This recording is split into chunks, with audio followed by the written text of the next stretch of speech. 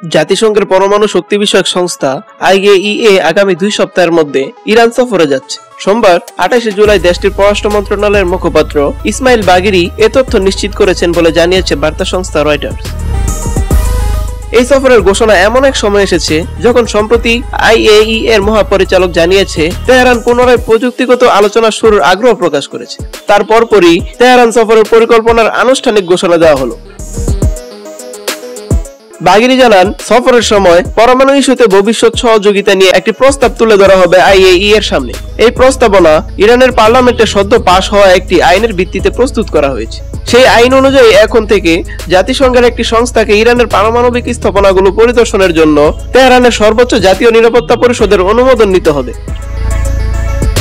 এই সিদ্ধান্তে ইঙ্গিত মিলছে ভবিষ্যতে IAEA এর সঙ্গে ইরানের সহযোগিতায় শর্ত আরোপ করা হতে পারে। তবে IAEA বরাবরই দাবি করে আসছে তাদের পরিদর্শন কার্যক্রম পূর্ণাঙ্গ ও স্বাধীন হতে হবে, যাতে নিশ্চিত হওয়া যায় ইরান গোপনে পারমাণবিক অস্ত্র তৈরির চেষ্টা করছে কিনা।